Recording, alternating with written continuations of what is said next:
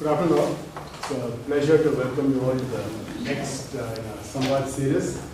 It's a pleasure to introduce Professor V. Sridhar, who all of you are familiar with. He is a resident expert on telecom policy, spectrum management, those kind of issues, and somewhat unique here in the sense that he's as prolific a writer as one can see around here. He has already got 2 books published for University Press, one on telecom policy and the other on spectrum management. I'm sure he'll talk a lot more about it.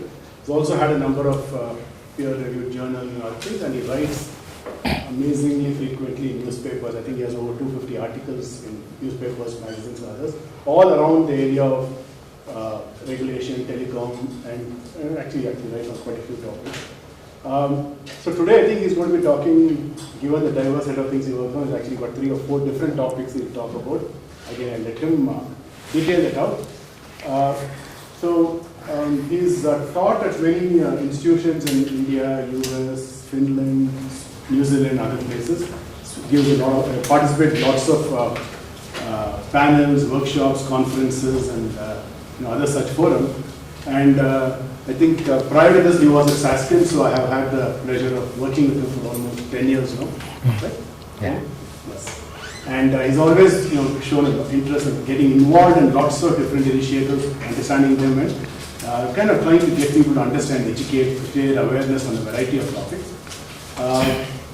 He has a PhD from the University of Iowa, a master's in IT from NIT Mumbai, and BE from the University of Madras, Guindy College of Engineering, Guindy. And Thank you. Thanks very much. I always call him TKS. Thank you very much, TKS. And one of my alum, I and Srisha graduated from the same school, but though at the different times. So we recapitulate some of the times that we have had at IIIT in Iowa. So today this talk is going to be a little bit broader, but I have divided into 3 or 4 parts so that we can have a diversity.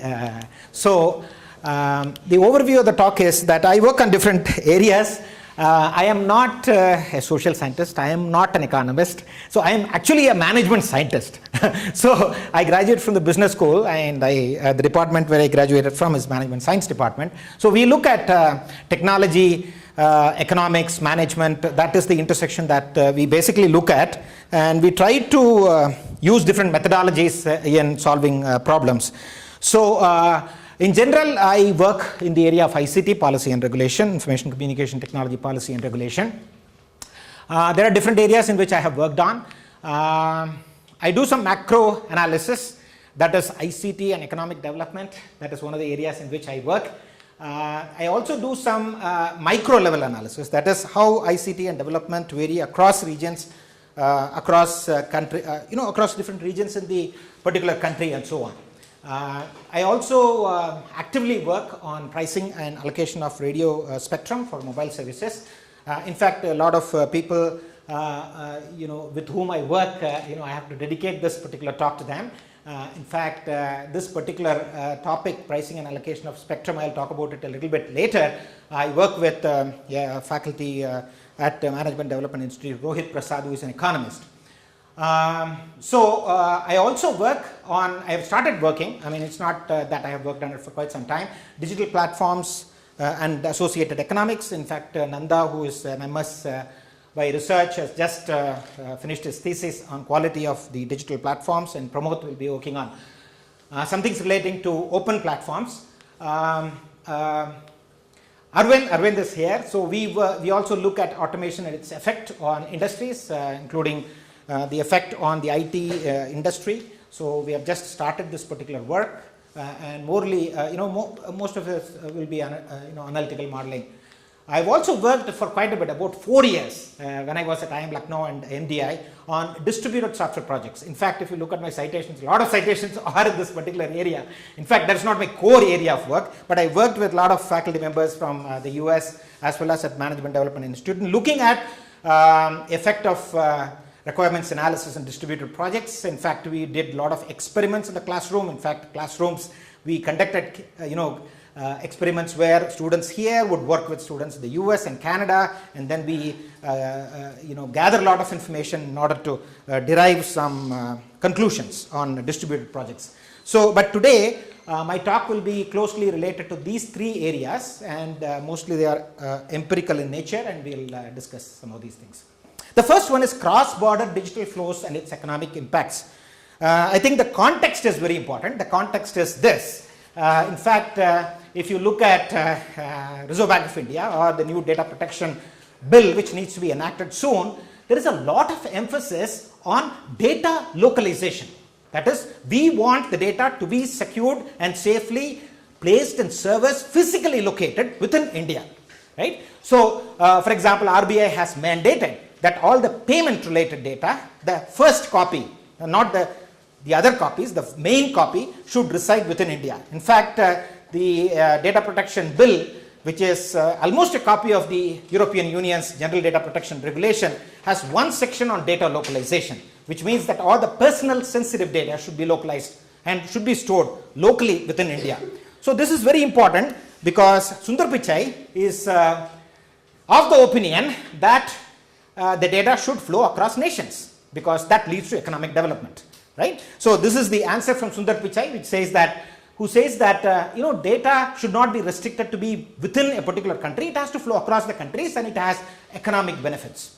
In fact, I started thinking about it about 3 years back. In fact, before EU GDPR actually came into picture, and the idea came from one McKinsey Global Institute research report, which basically looked at cross-border data and digital flows. And we applied for some funding from the South Asian network of economic institutes, and in fact I was the only non-economic institute to apply for research funding, and we got some research funding, and therefore we were able to do some justice to this particular topic. So the first topic is cross-border digital flows. So in fact there's a lot of literature which talks about how an economic development of a country is can be characterized. The economic development of a country can be characterized by certain factors, which are stock factors and flow factors. The stock is something which resides and doesn't move, right? Flow is something which moves. So in the case of stock, the traditional literature looks at two important variables, which is capital, that is equipment, whatever it is that you build over land, and labor. So these are the two important factors that is considered into the modeling of the economic development of certain nations. But then there was lots of literature that not only stock matters but flow also matters. That is, goods go across the countries, services go across the countries. In fact, our IT services business in Infosys and Wipro is purely derived by providing services across nations, right? From here to the US, here to UK, and so on and so on. There are also people who migrate from place to place, right? And there is foreign investment which is coming in. In fact, if you look at all the startups in India, most of the investment is done by foreign institutional investors, right? Or VCs. So there is a money which comes from outside to inside. And there is also there is digital flow. Digital flow meaning that there are calls which people make. I mean, a lot of international calls get placed when you are doing an outsourcing job. In fact, if you and there is internet flows, internet flows which goes across borders. So these are the factors that might determine the economic development of a nation. So the traditional concept of stock only has has almost diminished, and people also recognize that flow is important. So my emphasis is that a lot of work has been done on all these things, right? So the only thing is how digital flows contribute to economic development of nations. So this is one aspect that I basically consider. So if you look at any report which says that if the GDP per capita, the economic development is high, then the digital flows out. There is a direct correlation between digital business, digital flows, internet penetration, mobile penetration, strongly with the economic growth of the nation, economic development of the nation. So you measure it by GDP or GDP per capita, there is a strong correlation, right? So to some extent we have the intuition that if you have more internet penetration or mobile penetration, or there's a lot of digital flows which goes in and out of the country, it seems to have some effect on the economic development. That's the hypothesis that we want to prove. In fact, if you look at literature, I won't go into the details, but there is a lot of literature which says that the international outsourcing software, especially the literature on software development outsourcing, says that the outsourcing services, that is services which are carried away across international borders, seems to have an economic impact. In fact, if you look at the IT outsourcing industry, about 85% of the IT industry revenue comes from exports, and the whole IT services industry contribute to roughly 6% of the country's GDP, right? So there is a significant impact of IT outsourcing on the economic development of the nations. There's a lot of literature on telecom and economic development. That is how a telecom infrastructure, telecom penetration, mobile penetration leads to an improvement in the economic development. In fact, there is a paper which I and my wife wrote long time back, 2007, still being cited. Roller and Waverman, others have looked in detail at the basically a telecom on economic development, right? So given that, we want to analyze the impact of all these variables, both the capital, both the stock variable as well as the flow variable, and the impact on economic development of nations. So that's the overall objective. So the contribution that we have made is that there is a traditional Cobb-Douglas production function which Professor Rajagopalan teaches all the time in his macroeconomic class, which looks at all these variables and its effect on economic development. We included these flow variables, right, especially the digital flow variables, in order to isolate the effect of these digital variables on the economic development. Yes? So the distinction between stock and flow is Yeah. not clear, because if finance flows in, Correct. that ends up becoming a part of that stock that you mentioned. Right. Similarly, So people move in, that's a part of that stock as labor. So correct. what is the difference? Correct. So there can be some kind of correlation between all these independent variables. So you're perfectly correct. For example, if skilled employees go there, then they might create a service which might be outflow, right? So these are sort of present, right? But these can be controlled by looking at these variables in isolation and then see what the overall impact is, because we cannot really separate it out. But there are some finer distinctions which are made to how you measure goods, how you measure migration by World Development Indicators, by World Bank and others. So they have sort of tried to remove the effect as much as possible, but you are correct. There can be some correlation between these variables. It's possible. So I won't go into the details, but there is a lot of literature which looks at flows only, right? So flows such as, for example, finances, labor migration, distance, digitization, internet and data, and so on. There is a lot of literature which talks about that. So we want to augment this particular research by using digital flows. So that's the objective of this particular study. So there is a significant positive relationship. It can be proved or it can be disputed. So that is one thing that we need to see. So if you look at flows across the countries, in fact, I have to thank Jaya because she taught me visualization. So I have to present everything to visuals. So global exports, if you look at global exports, and this is ICT goods, this is total goods. If you look at it, of course, China and US, you can always see those dark patches. But if you see here ICT goods, there's a dark patch here, right? Which means that ICT goods export is stronger in India, right? Compared to some of the other countries.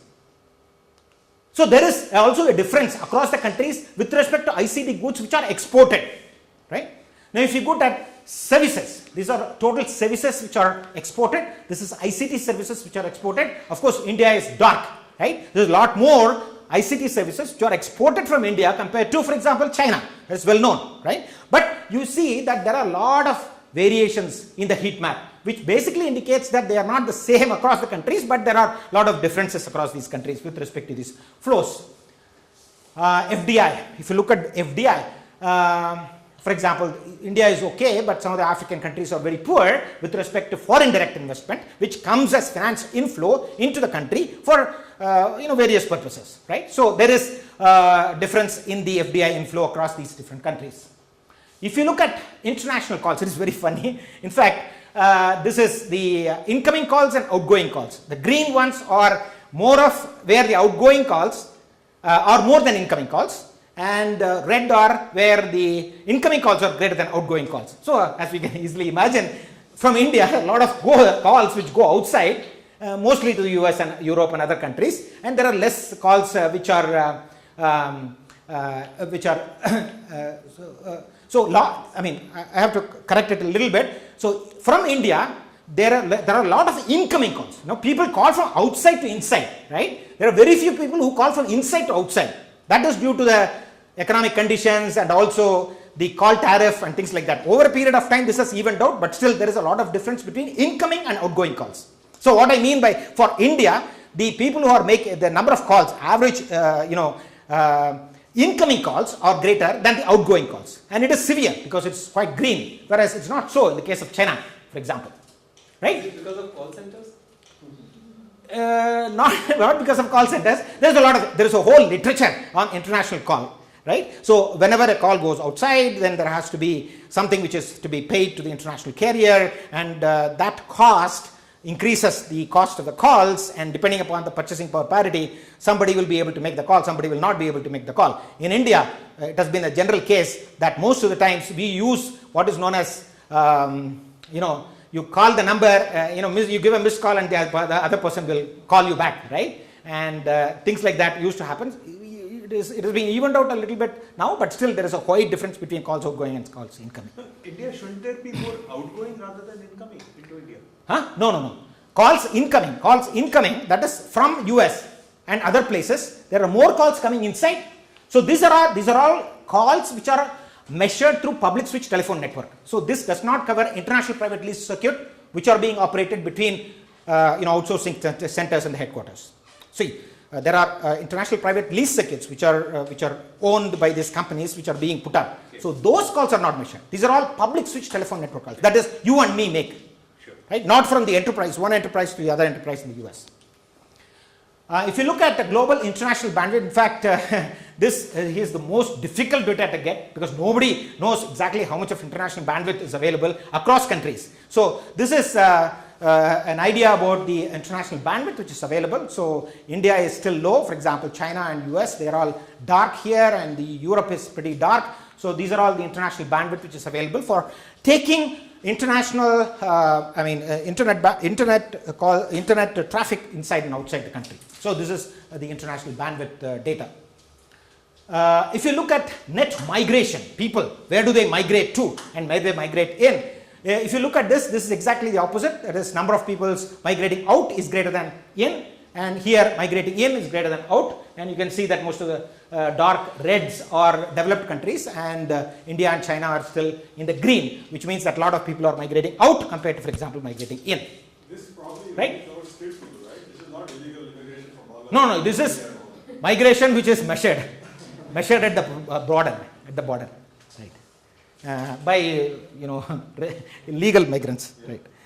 So anyway, so if you look at the specifically at the telecom and internet flows, if you look at India, internet bandwidth has been increasing quite a bit in terabits per second, and if you see the international calls incoming is greater than the calls outgoing. That is the thing that we observed. Now the question is, how do we get all this data and put it all together? So we basically gathered data from all different sources. For example, World Development indicators of the World Bank, UNCTAD, all the trade data related to exports and imports of goods and services, and things like that have been received from UNCTAD, World Trade Organization, and telegeography.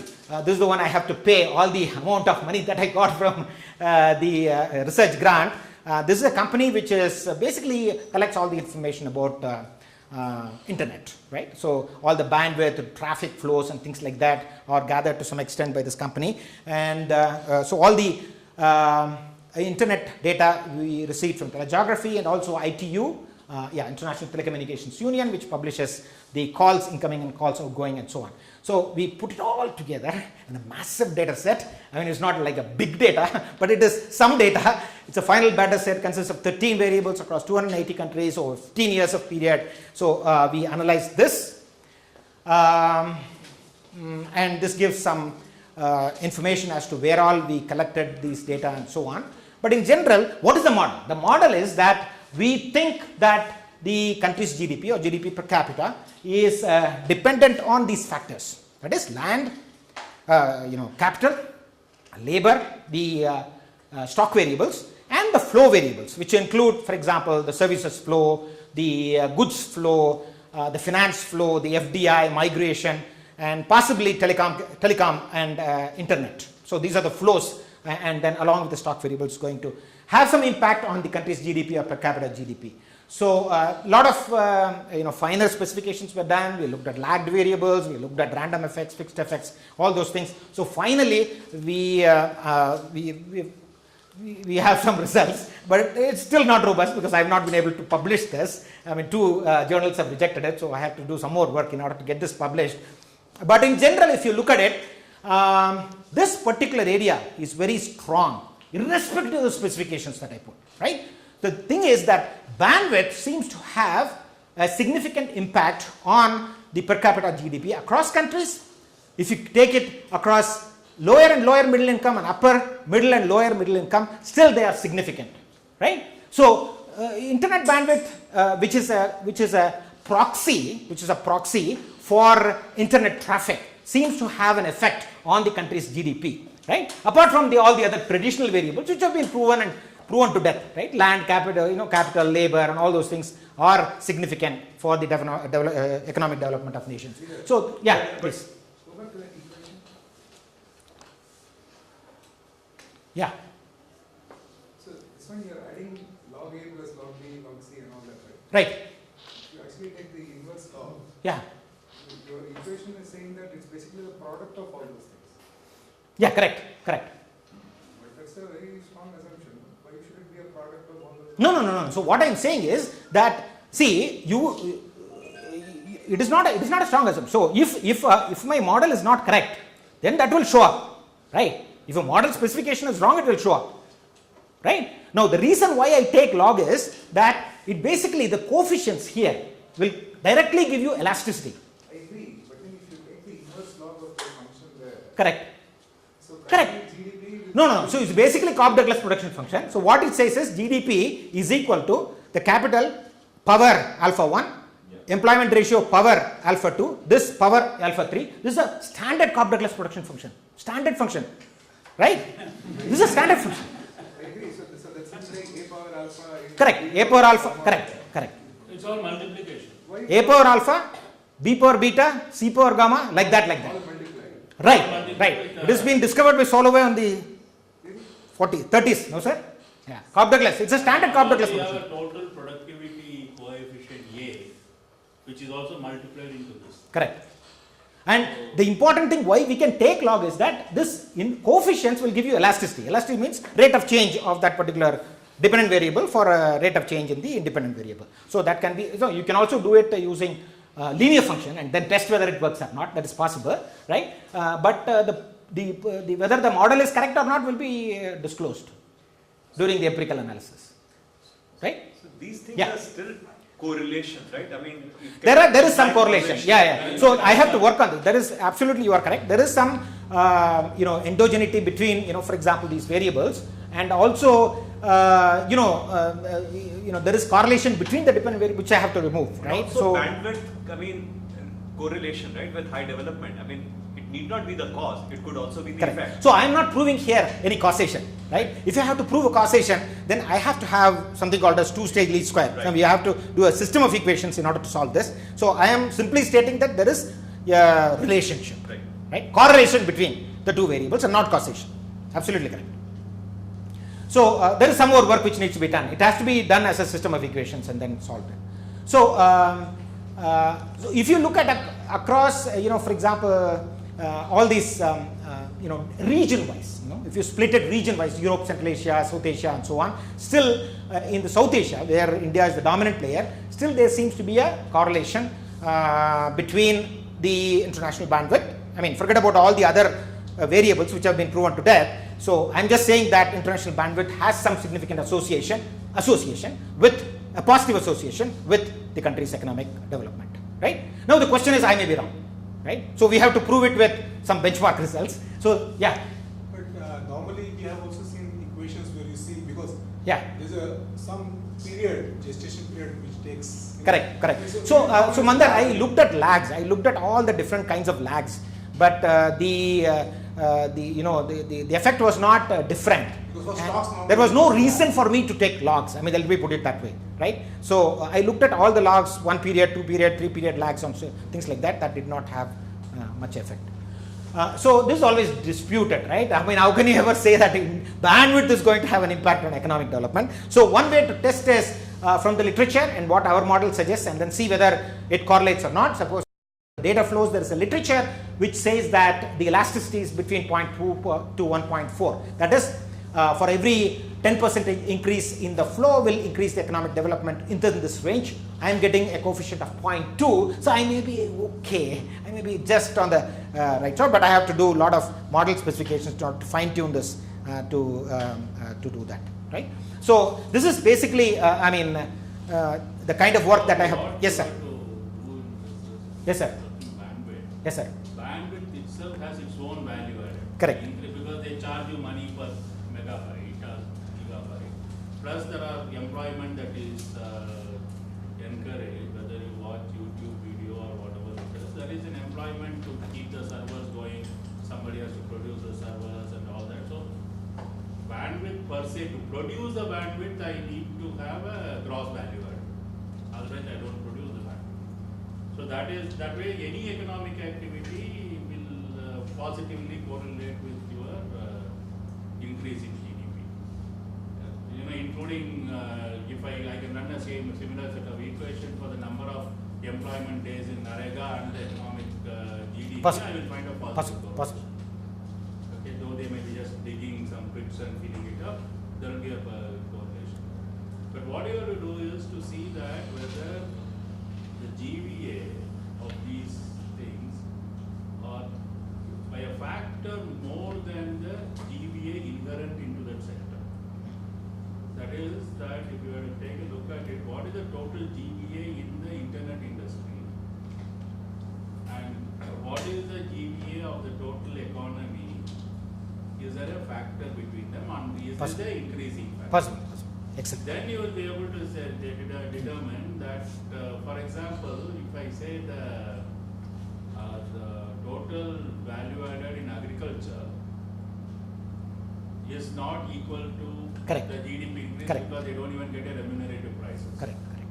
So that only that economic activity is there. It is the leverage is not measurable there. So here to measure the leverage, whether it is 1 rupee invested in bandwidth will yields 10 rupees in GVA, you have to separate these things. Yes, yes. So that is definitely possible, sir. So here, you know, I mean, like Professor Rajgopal said, anything you put, that may be a positive correlation. The only way by which I am a little bit okay with my analysis is that my benchmark elasticity is, you know, sort of in the range what the literature says. So I can be a little bit, you know, satisfied with that. But all these adjustments have to be done.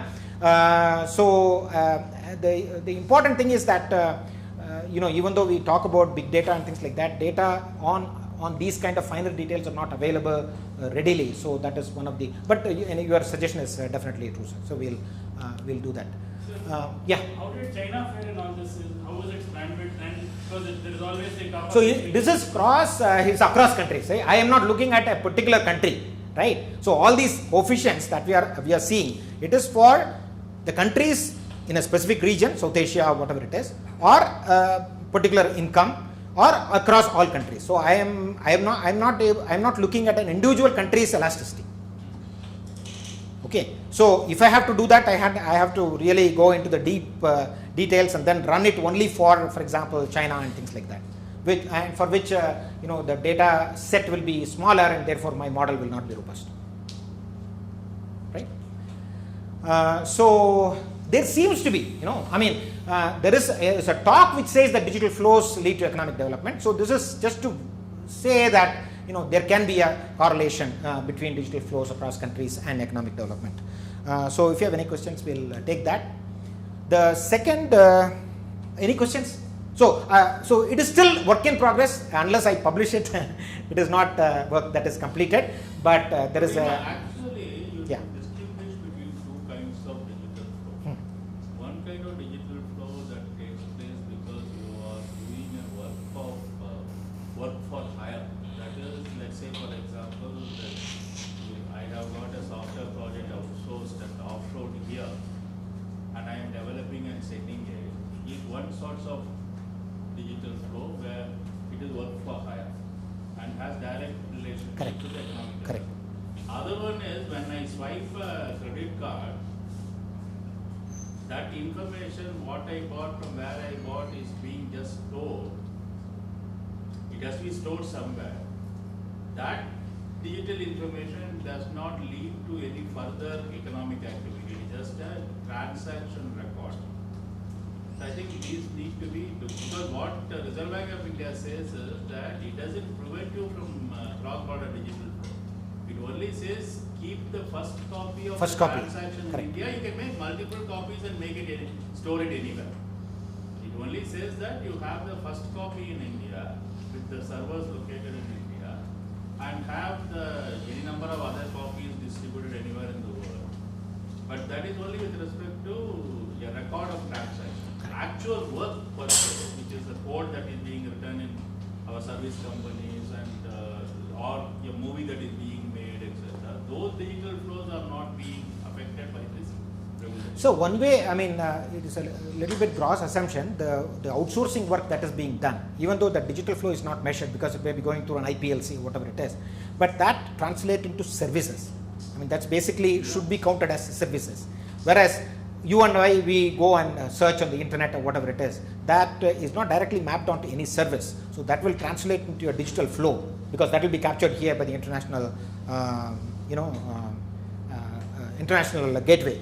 So we have to look at it, sir. I mean, the granular level of details at this, to do across, cross-country study is a little bit difficult. But I'm talking with Google. Google is interested. So if Google gives me data, then I can basically do that. Another thought in my mind is, some of these digital flows, right? It also depends on whether the data is encrypted or not, whether the data includes personal and sensitive information or not, right? Because in some cases, you may want there to be flows, but without the sensitive data or the sensitive data being encrypted, and let there be then flows and so on, right? For the other data. So there are other ways of peeling this, right? Where some of the economic benefits could be preserved while still in some sense preserving the privacy and other. Yeah. So there's a lot more work which needs to be done across this granular details. I agree with you. Yeah. So yes, sir. Very layman's No, sir. Please. interpretation. Huh. As the GDP grows, people are become a little more rich. If they are a little more rich, they are more likely to use better smartphones. They use better smartphones, they watch much more YouTube videos, and the digital flows go up. There is no correlation to development. This is my No. So this is a reverse correlation, right? I mean, because of the increase in income, they are using smartphones, and therefore there is an increase in the digital flow. Yeah. This is a reverse causation. Yeah. Right? So, correct. So, like I pointed out to Manish, I'm not looking at which one causes what. Yeah. So, we can definitely do that. Whether economic development causes international, traffic flow like YouTube traffic and things like that, or this one causes this. So, I'm not establishing the causal relationship. I'm not saying that there is a correlation, but it is possible. It's possible. Because you studied what percentage of the total internet traffic in the world is entertainment related. Correct. It's possible. So, in fact, sir, actually, when I presented it, roughly 75% videos, of which entertainment videos are the larger compared to informational videos. In fact, the late Professor Srinivasan, who passed away just recently, Yale University, he was there. He's an expert on international flow. He's a little bit intrigued, right, by this. So he gave some comments, much as what you have given, right? It is the dual. There is a strong dual causation. There may be a strong dual causation between economic development and, for example, the the international, internet traffic and things like that. So we need to isolate this, and then we need to do that. So it needs a little bit more work.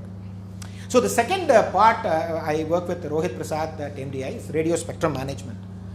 Context is that on August 17, 2009, no more spectrum allocation till 2G report is finalized, says Finance Ministry.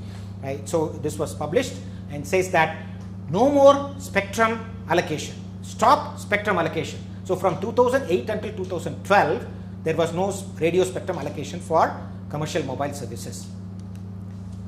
It is very important because radio spectrum forms the core, asset for telecom companies in order to provide any kind of telecom or internet services. So the whole research is based on this. This is a snapshot, and I want you to closely look at it. These are all the different time periods in which radio spectrum was allocated for commercial mobile services using different methods, and different bands have been allocated over a period of time. But if you look at this, we started on a false load. And so in all these things, whatever is in red is bad, whatever is in green is good, right? So we started with a bad move, right? And then after that we moved into a good move, right? So initially we didn't know how to allocate spectrum, so we used some orbit methods, right? Including lottery and beauty parade, these are the different methods which are used for allocation of commercial mobile services. Then after that we said that, somebody has said that spectrum as a scarce resource should be auctioned, and therefore we moved into auction in 2001. Then after that something else happened, right? So we went and allocated spectrum on a first come first serve basis. It is always a saying that whoever goes to the 5th floor of the BSNL will get the spectrum and all, right? So who goes to the first, they will get the spectrum. So we moved into this mode, and then there was a huge gap, right? So my work is related to what has happened in this period. So what has happened in this period is that we did the radio spectrum allocation using an administrative process. Administrative process is government decides how to allocate spectrum, not the market, right? So the government says that I will use some rule such as first come first serve and allocate spectrum. You give me some fixed money, right? And whoever comes first, I will allocate spectrum. So that was the mode with which it was, the government was operating in providing spectrum for commercial mobile services between 2005 and 2008, right? There's a lot of things which happened after that, and as you know, probably it was stopped, and 2009 circular says that Finance Ministry stopped the allocation of spectrum, and 2012 Supreme Court gave a judgment saying that all the allocation of spectrum prior to, during that period has been quashed, right? 122 licenses were quashed and things like that. So to give you the context, I was on the spectrum committee. It's being recorded, but still I think it's 10 years, so I can talk about it. It's called as Subodh Kumar committee, right? So basically DOT constituted a committee to find out what is exactly happening, right? To find out what is the price of the spectrum, how should the spectrum be priced, how should it be allocated, how should it be assigned. These were the questions which are bothering the government at that time. So my work mostly is related to this, and if you look at the previous slide, if you look at the price of spectrum, India across countries, it's still very high, right? The spectrum in India is still priced very heavily. Now, government in its policy on allocation of spectrum considers it's a trade-off, right? So the spectrum is scarce, and therefore it has to be allocated properly. And one way to allocate it is that you allocate bits and pieces to many number of players. You increase competition in the marketplace, but each and every player gets only a small amount of spectrum, right? The other way the government can make a decision or a policy is that you restrict the number of players in the market, but to give each one of them a substantial quantity of spectrum, right? So there is a trade-off between competition and the amount of spectrum that you assign for each and every operator, right? If you get the spectrum, very less spectrum, then the operator, the economies of scale of spectrum. If you get more spectrum, according to even Erlang B and Erlang C formulas, you get more than double, more than triple. Exponential traffic can be generated. I mean, not more than proportionate traffic can be taken through the network. So there is basically a trade-off between competition and efficiency, and the government policy has to clearly take one position or the other, right? So during the 2005-2008, you must have seen it in all the newspapers, the government took the position that competition is good for the industry, right? So we'll include as many players as possible, right? Whoever comes first and pays some fixed amount, we'll give the spectrum. Competition. At one point of time, we had about 10 to 11 operators in a particular service area, and that is one of the highest in the world. No other country in the world had so many operators. Double-digit operators is unheard of, right? When I met the Federal Communication Commission, CTO had come here, and I told him that how many operators are there in this particular service area. I said 11. 11? How can you have 11 operators providing service in a particular service area, right? No, so that is the policy. So the research questions are prices and quantity of spectrum allocated. Efficient, is spectrum more or less productive? And these are all the questions that was hunting, right? Now, there is a trade-off between spectrum and reuse of spectrum, right? All of network communications know that if I get a less spectrum, then I can reuse it, right? I can put a BTS, I can create number of BTSs, I can reuse the spectrum, and therefore the number of the reuse coefficient will increase quite a bit if I get less spectrum. If I get more spectrum that I don't have to reuse, I can put one cell tower and cover, for example, a large area, right? So there is a trade-off between spectrum and the base transceiver station that you have to put in to look at this. So how do we formulate this problem, right? To find out whether what is the price of the spectrum? Is the spectrum more efficient? Do you have to give less spectrum or more spectrum to the operators? So how do you define this problem? How do you solve this problem, right? So I and Rohit Prasad worked on this particular problem. Again, it's a Cobb-Douglas production function that I have discussed with you, right? So there is a production. We produce, for example, the telecom and service providers produce minutes of usage, right? At that point, it's only minutes of usage. Now it is internet, bandwidth, and so on. So they produce minutes of usage using what? Using spectrum, which is one of the core assets of the organization, plus the number of base transceiver stations. Having spectrum alone is not sufficient. You have to have a BTS in order to, take your call and give you a call back and things like that, right? So there is an obvious trade-off between spectrum and BTS. If the spectrum is low, then BTS will be high. If spectrum is high, BTS will be low, and so on. So we want to find out this particular trade-off between spectrum and the base transceiver stations. So the question is, the Indian mobile industry, which was allocated spectrum as per the policy, is efficient or not? How do we prove that it is efficient? Is not efficient? That is the question before us, right? So we looked at this particular allocation problem. That is, you want to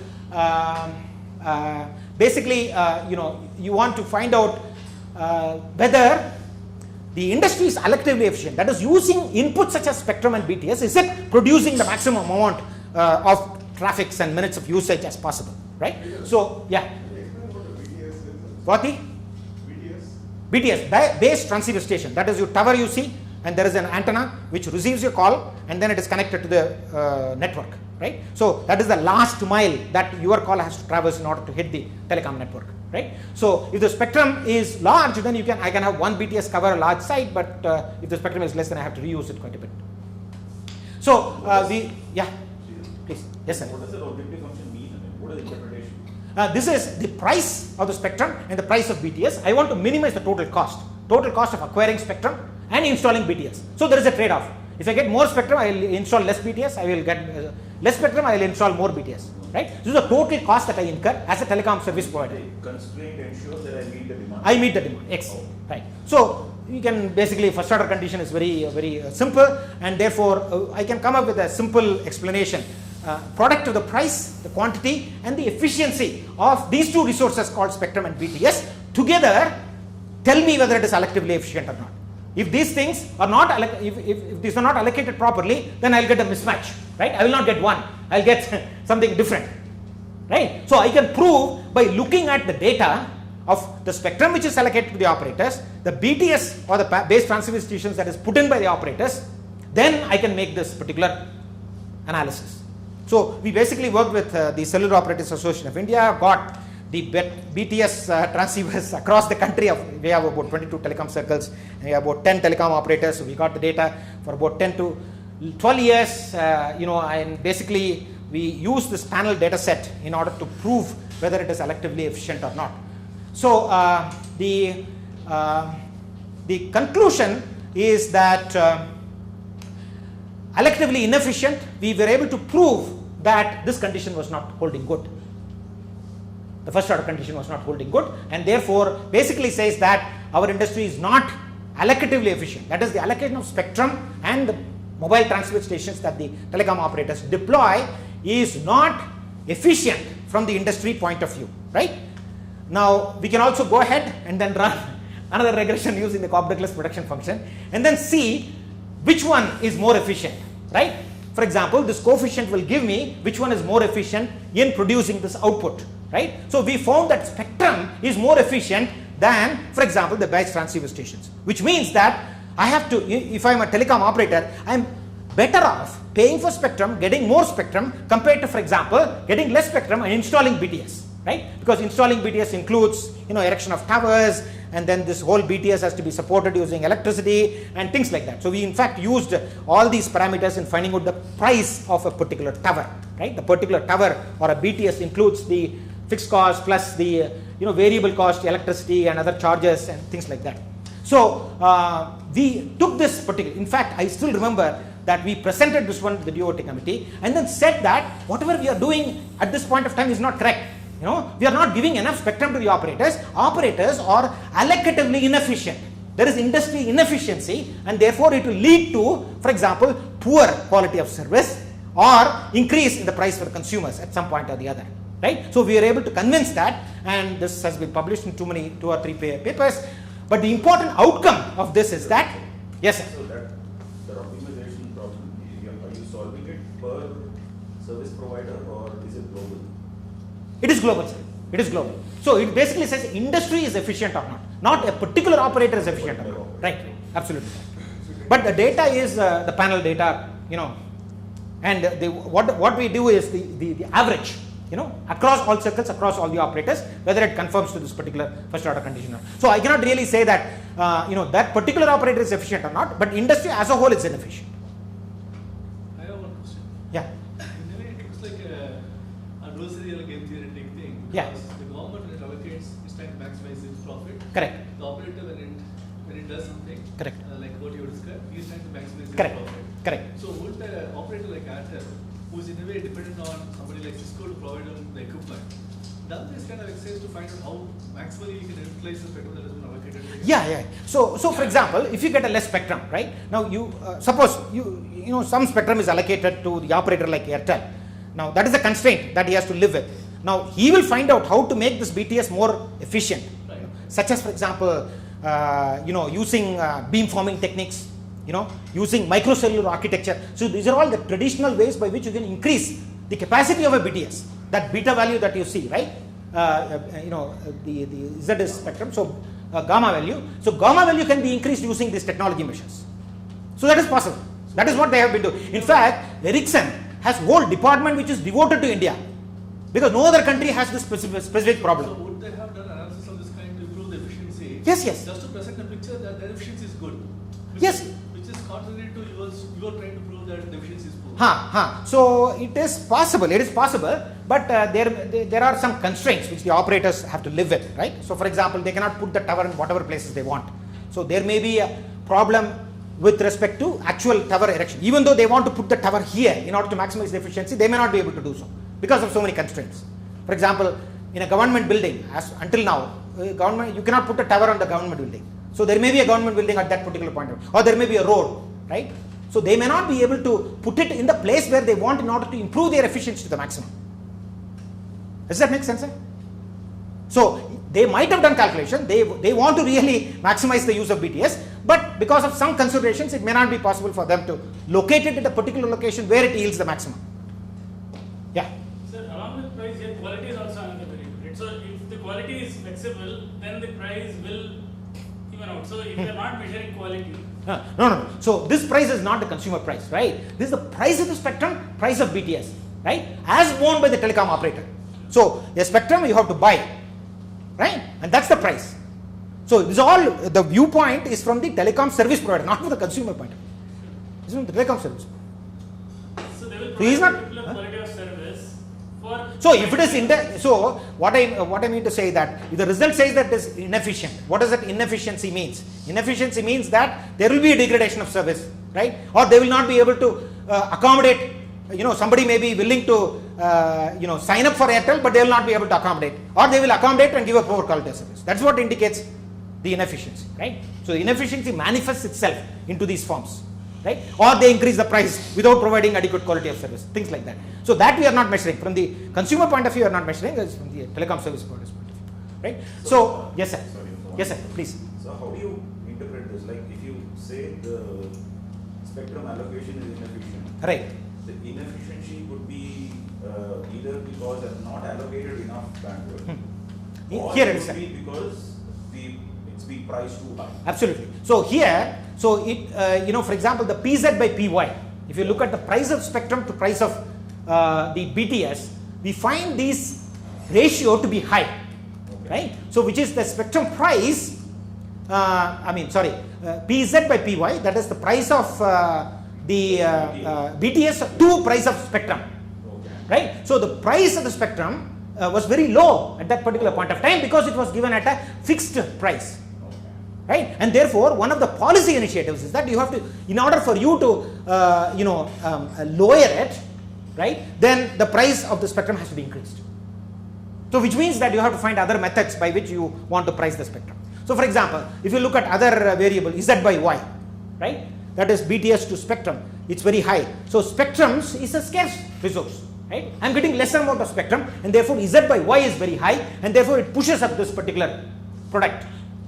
So one way by which I can reduce this in order to bring it to 1 is to allocate more spectrum. So these could be translated as policy initiatives. Right, sir? It does that.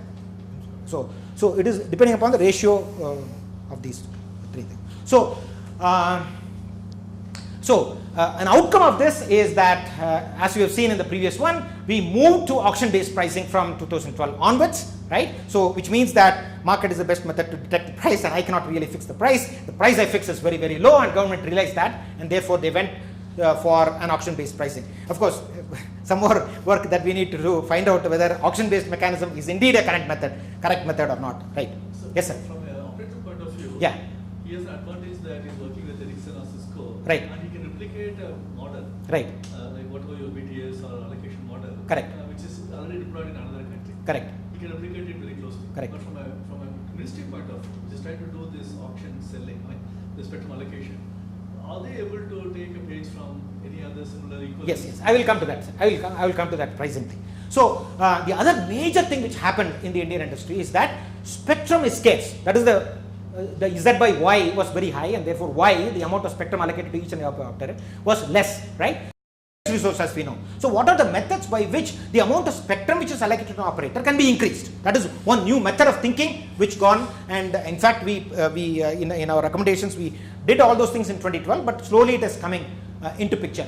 So for example, if you look at all these things, green are good and red is not good, red has not happened yet, but if you look at green, spectrum today can be leased to you don't have to really own it and provide service. You can lease it to, for example, third parties who do not have spectrum. That is known as a mobile virtual network operation, right? And that is allowed in India.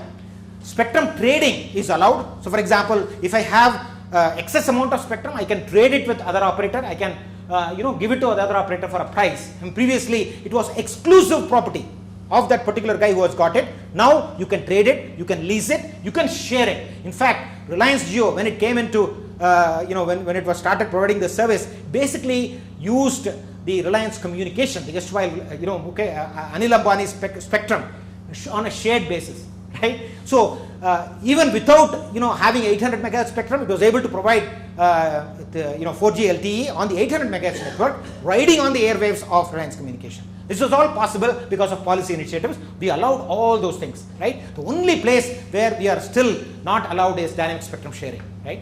Professor Devaprada Das and Professor Bapat, and they are all working. So only those things which is not allowed, but all the other types of sharing, leasing, trading, all those things have been allowed to increase the amount of spectrum available for telecom operators. Okay? That's one good thing which has happened. Now, spectrum pricing is still a big question mark. So there are a lot of variables which go into the modeling of the price. Price depends upon, for example, the band. The band is a very, very important characteristic. Right? For example, 700, 800, the lower megahertz band have better propagation characteristics, and therefore you can live with less BTS, and therefore you have traditionally, those bands are more price, more sought after, and therefore the demand is high, and therefore the price of these spectrum bands are much higher compared to, for example, higher frequency band like 2100, 2600, 3600 and so on. So the band plays a very important role in determining the price. The reserve price, most of the auctions start with a base price, and if the base price itself is very high, then it will have some effect on the final price that is arrived at. It also depends upon the number of bidders, right? It also depends upon, for example, the geographic area. Some countries, for example, most of the European countries provide nationwide spectrum, right? You get a spectrum, whole of France you can provide the service. Whereas in India and the US, it is all region or location based. We have 22 telecom circles. You have to bid for each of these circles. In fact, it is an excellent simultaneous multiple round ascending auction that we run. It is compared to the best in the world, right? But the important thing is the policy parameters that tune the final price is very important. For example, most of the times the government tries to increase the reserve price, the base price with which you can bid, right? And most of the times the amount of spectrum that is available is less, and therefore there is a supply demand gap, and therefore it pushes up the price. So those are all the criteria that we know. But multiple simultaneous ascending auction, best in the world that we use today for spectrum allocation. But the policy parameters have to be tuned. So the further work we are doing is we have now got this company, research company, Econ, and we have got spectrum allocated across all the countries in the world for the last 20 years using different methods. Now we need to really crunch this in order to find out what exactly determines the price of the spectrum. Not the price of the spectrum, price for the spectrum per megahertz per population. That is for each and every individual. What is the price that we are willing to pay in order to get this telecom services? So that will determine, how we can go ahead with this. Is there a best practice globally which has been recognized? Yeah, it varies. So for example, there is always a tension between government and the telecom operators. Government wants to make the as much amount as possible from the sale of spectrum because it goes into the consolidated fund of India, and therefore it bridges the the balance of payment, right? And therefore they would like to extract as much amount as possible from the sale of spectrum, whereas the telecom operators are not. True. Right? So given all this common across the countries, have we been able to observe some best practices? see, methodology is perfect. Methodology is in alignment with world. I mean, one thing, in fact, I didn't show you. Did I show you? In fact, we are also talking about reverse auction, which is the first time that reverse auction was held for the US broadcast spectrum. Just now, it concluded. What is reverse auction? You bid the, the lowest amount, right? I mean, it's not the highest amount that you bid. You do the reverse for bands for which there is less market demand. So government is even thinking of doing reverse auction for the bands. For example, 700 megahertz band was unsold last time because the reserve price was very high and nobody bid for it. But the spectrum is a perishable resource. It's getting wasted. So government is thinking of using reverse auction methods like that for those bands in order to elicit some response so that it can be put to use. The important thing is government has realized that it is a perishable resource and has to be put into use, right? It cannot be kept in inventory. So if I answer your question, so we have a methodology, we are slowly improving on the methodology, but a lot of policy parameters have to be tuned. For example, the reserve price is a very important criteria. We in fact keep the reserve price for every auction based upon the winning bid of the previous auction, which is stupid, right? So it cannot be based upon the winning bid of the previous auction, which means that you expect this auction to be as good or as much better than the previous auction, which may not be true, right? Depending upon the economic conditions. So and the number of operators and things like that. So this is one work which is still going on, and we need to look at this. Any questions? So we looked at about 20 years of data is available, and we have to look at it. I mean, isn't there also another reverse consideration for the government that you want there to be more of these services, affordable services available to the population? And if you think of ARPU in India, that's much lower than the rest of the world, most of the rest of the world. So shouldn't that imply that a lower price per whatever person? So that's the precise reason which was given by the government between 2005 to 2008. So what we are saying is that we keep the price low and we allow as many operators to operate. We provide universal service, and that happened to some extent. But the important thing is industry became very fragmented, right? So there were spurious deals which were made because the spectrum price was low.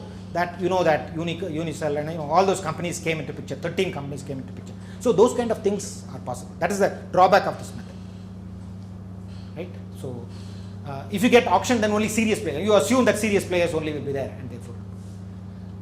Okay. So the other thing which we are looking at still it's not in a. See, how can, for example, unlicensed spectrum complement, for example, licensed spectrum? So these are all about licensed spectrum. Licensed spectrum provided for exclusive use. But there are also Wi-Fi spectrum which is available, right? And there's a lot of technology development with respect to Wi-Fi. We can move to 2.45, we can move to 60 gigahertz and so on. So the question is whether the unlicensed spectrum complements and how far it complements I mean, there is an indication that in most of the developed countries, Wi-Fi is taking over actually carrier spectrum. I mean, in the sense that most of the operators are deploying Wi-Fi, public Wi-Fi hotspots and things like that, and reducing on the their carrier infrastructure, the 3G, 4G carrier infrastructure. So we need to prove that. I mean, but in India there seems to be big move on public Wi-Fi, and if public Wi-Fi also comes along with the carrier networks, how it will complement and things like that. So an open question we need to answer, and these are some of the open problems. Why does the government have a monopoly on spectrum? Is it because of the satellite spectrum? No. The spectrum, as we see here, it's the property of the state. It's the property of the state. Spectrum is a natural resource. It's a natural resource, the property of the state. Like the air and water. Unless it is, even, for example, even if it is given to the telecom operator, it is leased for 20 years. After that, they have to give it back to the government, to the state. Yeah. Yeah, because it's a natural resource. So They resource. can reserve certain Like coal. bands for, let's say, military purposes, certain. Correct. So But it's a man-made resource. no. It is a natural resource. No. It's a frequency. Frequency is spectrum. It's a natural resource. Natural resource. But government has the right, I mean, the state has the right, and therefore, for example, in India, most of the problems are related to government reserving certain premium bands for military. For example, the 1800 and 1900 megahertz. Just a very Yes, sir. no. No. Modeling on the technology side. Supposing I don't know about the 3G, 4G, LTE, 5G, the technology part. Supposing it turns out one day, like we have DMA, FDMA, various kinds of multiplexing. Suppose the new technology which emerges, the two carriers, two operators could use the same frequency because they use totally different orthogonal technologies.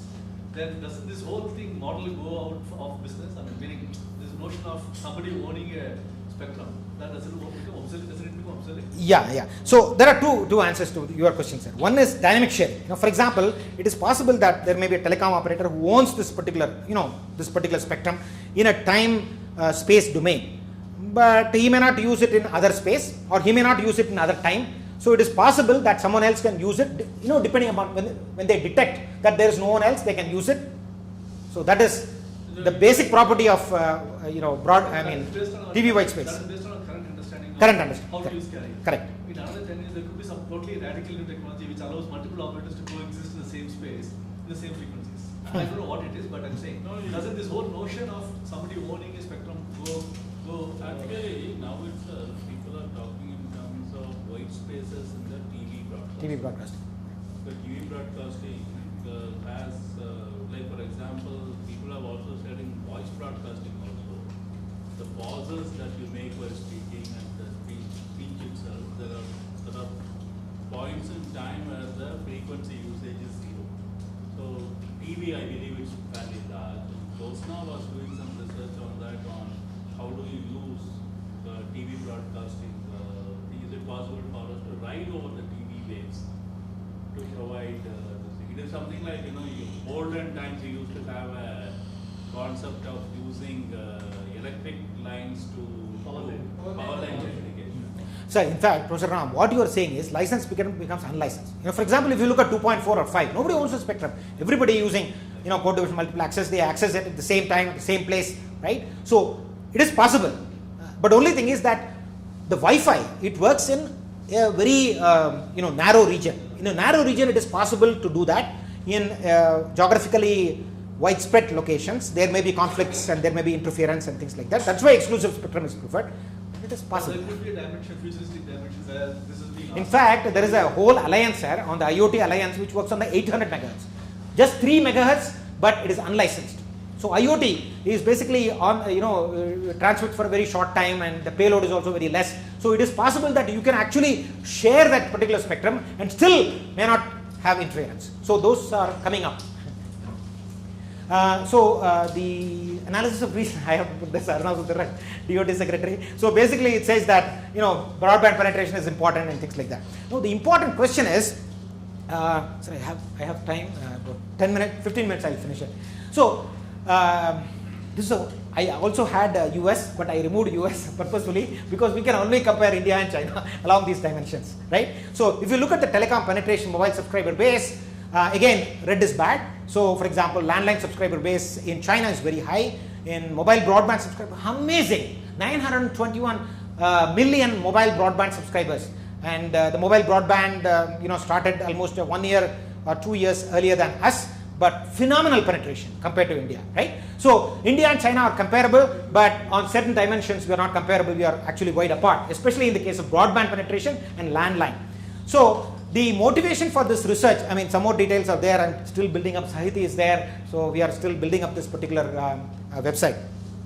So if you look at the broadband, so this is of importance to me, I mean, in the sense that how in China the broadband penetration varies across regions. So it is not across nations, but take a specific country, look at how, for example, the penetration varies across regions of the country, right? So for example, if you look at 4G, 4G is just straight line, right, in China, and 3G is actually declining.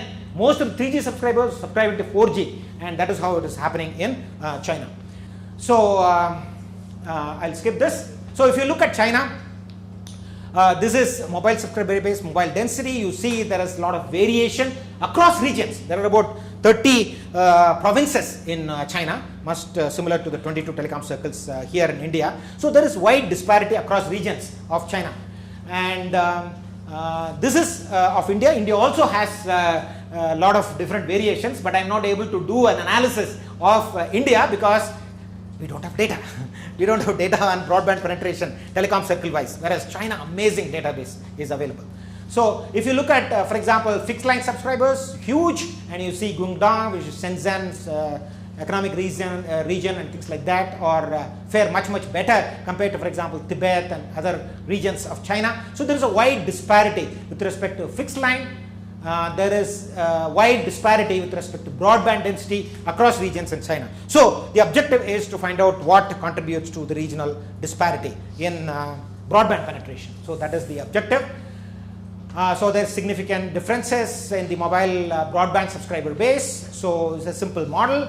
So you have a mobile broadband subscriber base which is affected by population in that particular region, income, and fixed line. The reason why I add fixed line is that the fixed line can be a complement or substitute for mobile broadband, right? So using fixed line, using DSL, you can have excellent broadband connection, but does it complement or substitute is a question which we need to ask, right? So that is why this particular variable has been added. The others are common variables such as the population effect and income effect, but there's also a network effect, right? So for example, as more and more users adopt broadband or mobile service, the others also tend to adopt, right? And therefore the network effect kicks in, and this particular network effect is also taken care of in this particular model.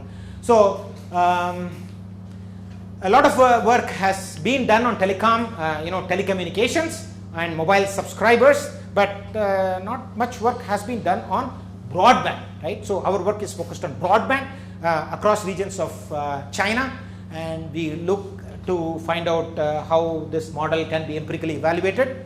So we use China panel data about 18 years across 31 provinces, and from across this is the National Bureau of Statistics of China.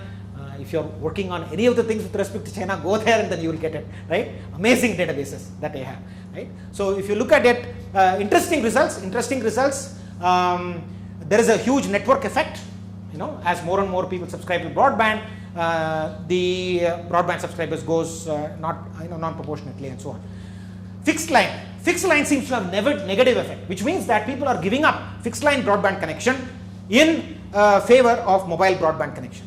This is very important, right? In China it is very important because the same work I did in 2006 using telecom, not broadband penetration, just the telecom, mobile subscriber penetration, not broadband penetration.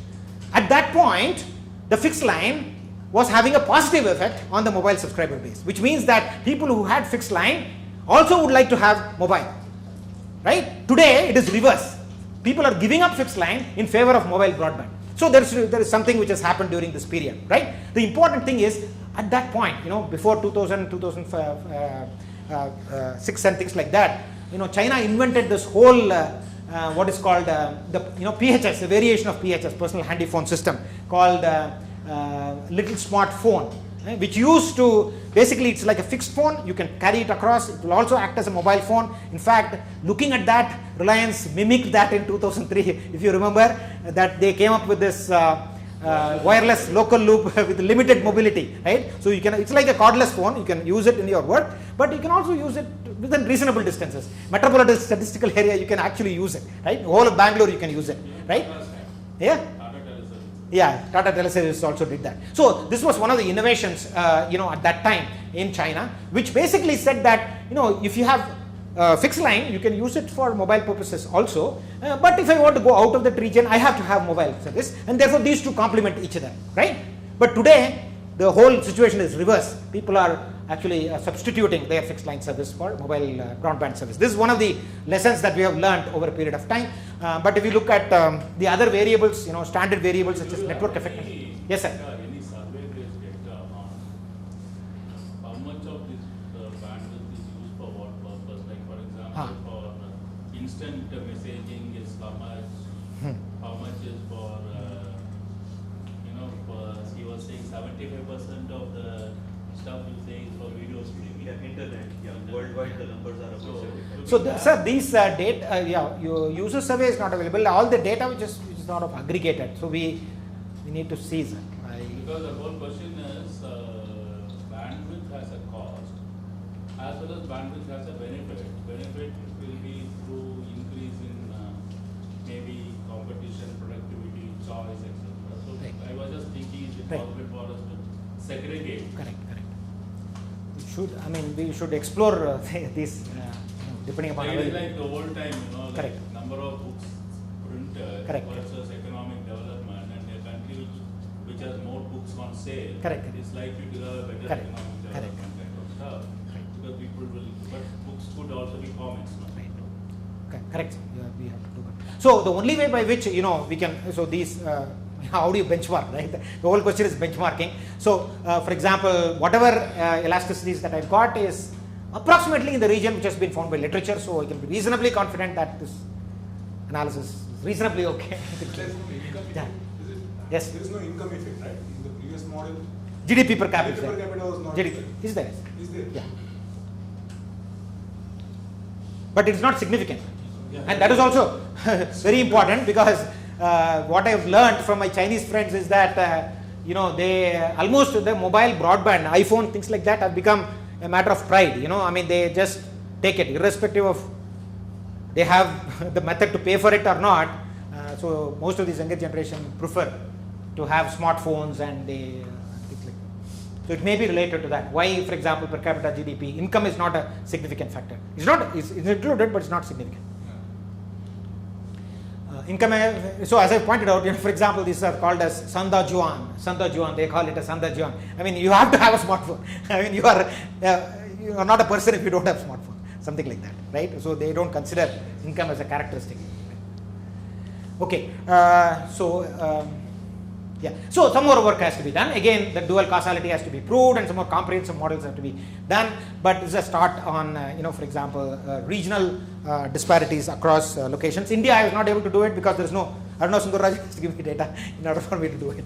So we don't have data. Yeah. So this kind of cost-benefit analysis, what you do? Yeah. Does the service providers kind of cost involved in buying equipment to host the service, right, from Ericsson or Cisco in India, for instance, versus probably China making its own? Does this play a role? The kind of investment, one-time investment you used to make in terms of the equipment, does it play a role in the way the penetration goes? I assume the service provider's total cost is only that, in hosting the equipment and probably maintaining it all. So is that a major factor? Yes, your argument is valid. So for example, this study is only looking at demand side. That is demand from the consumers. Penetration side. So that is the supply side. For example, telecom operators using the equipment provide this service. So I need to integrate the demand and supply side in order to come up with this kind of calculation. But the data on the supply side is very weak. I cannot really get data on how much of investment they are making. We can look at the balance sheet for those companies which have gone IPO, but their companies it is difficult to find out. Segregate.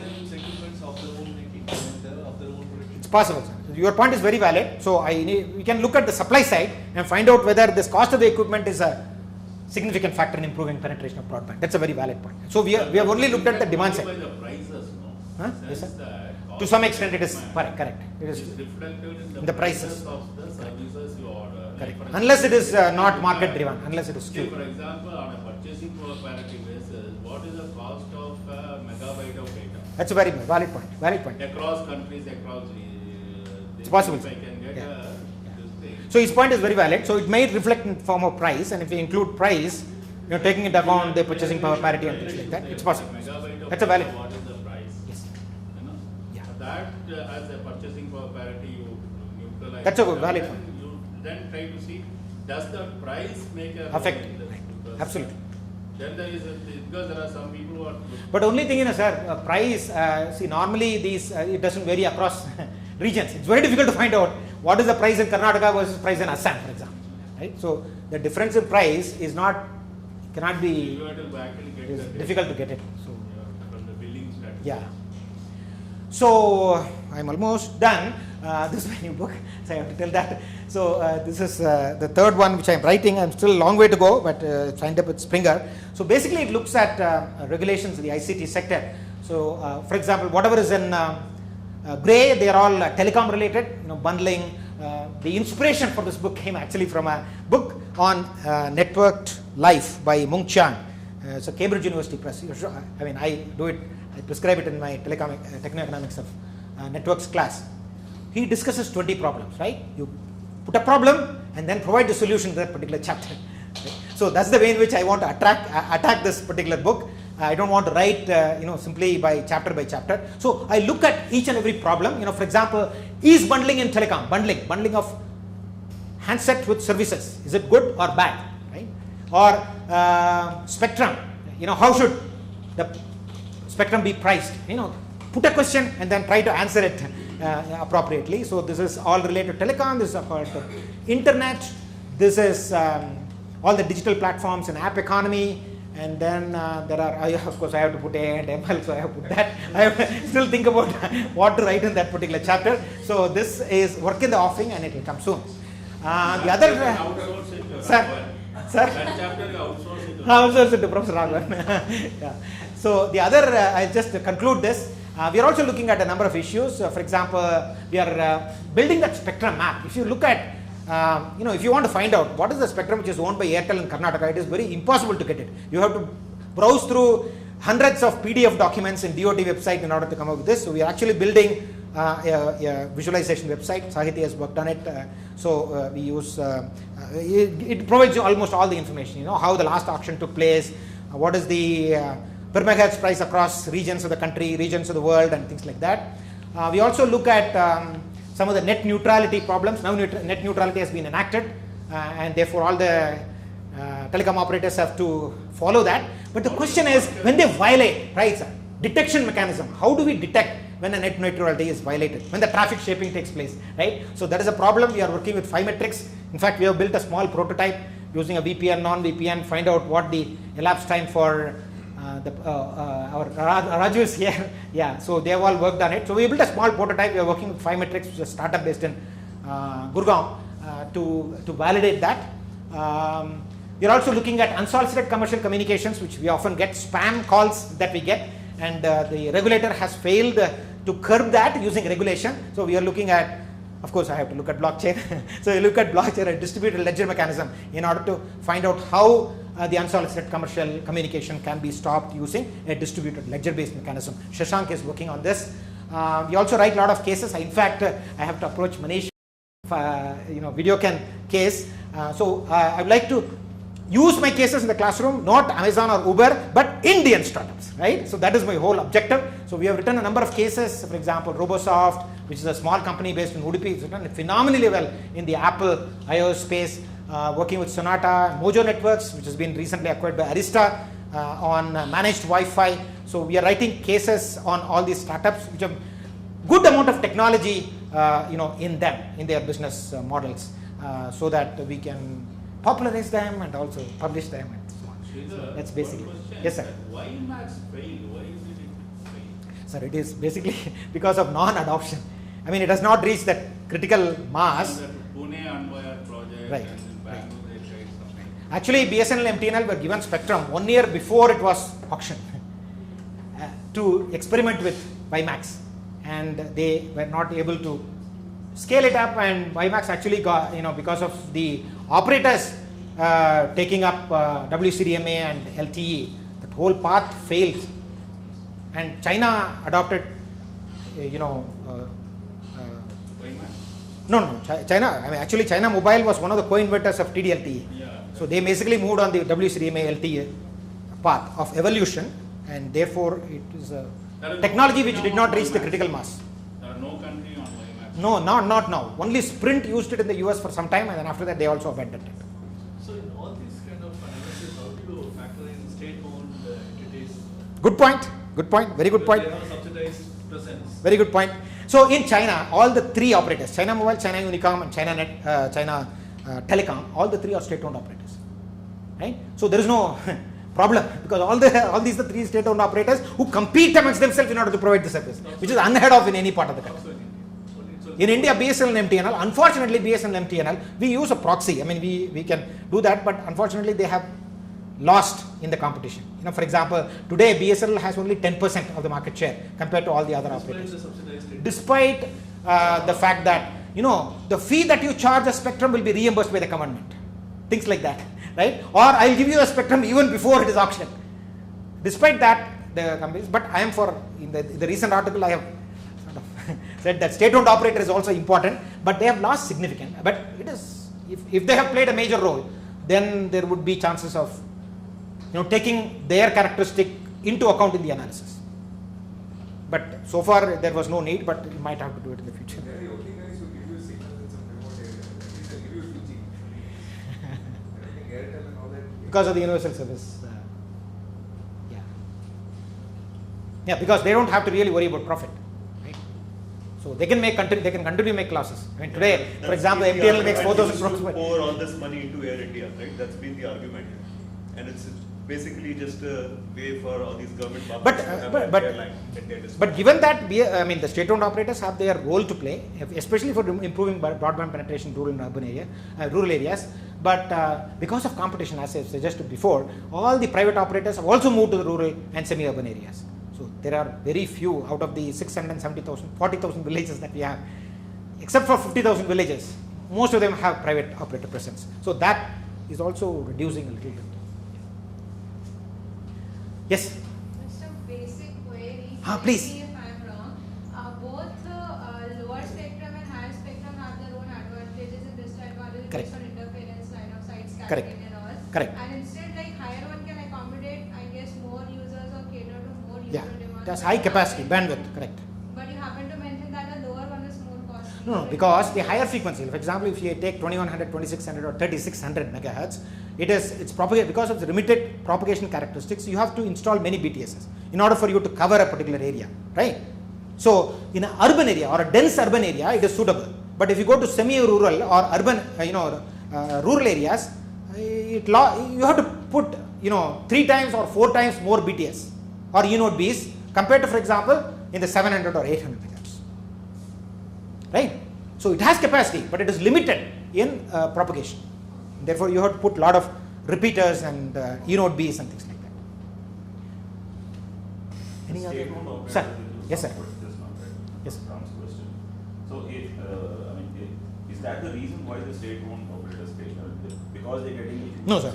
So, if you read my article, if you the example of China that you quoted, the 3 operators may actually be state-owned, but then they seem to be operating more like private operators, right? They're actually competing against each other, and they are on an equal footing. So you are in fact competing as equals. Correct. Whereas here you sort of keep them separate. You give them special subsidies. And that's probably the reason why they've not taken off. No, sir. Actually, if you, I write these articles quite often because that's my views. It's not corroborated by any theory, but the reason, I have talked to BSNL and MTNL officers. The reason why BSNL and MTNL have failed is that their supply chain decisions take too long. For example, if they have to procure a particular E-node B or a set of E-node Bs, it takes them 2 years. By the time the private operators have installed 200,000 E-node Bs, right? So the whole decision making process is very cumbersome. They have to go according to the rules, L1 and bidding and things like that. The second is that there is no vision. Now, for example, what is their role in the economy is very unclear even up to the top management. So they don't know why we are getting subsidized, why we should go to rural areas. They don't have any clue. So it is the abysmal nature of the management. I mean, we have to really, there are excellent engineers. And most of the engineers have migrated to RGO for providing services. So it is only that vision that somebody has to really give it for BSNL MTNL. In fact, MTNL was Navratna at one point in time. It was under this guy called Gopalakrishna or someone who was an excellent CEO. So you need that kind of a CEO or top management to do that. And also simplify the process. Everywhere there is government interference, it takes a long time, and telecom is one in which decisions are made on the fly. For example, most of the operators have moved to outsource model, right? Nobody owns the infrastructure. It's all owned by Ericsson and Nokia. Whereas BSNL cannot afford to do that because they have to have assets, right? Which means that they have to buy. And the whole process is so cumbersome, and so it's not able to compete. So I will finish up. Thank you.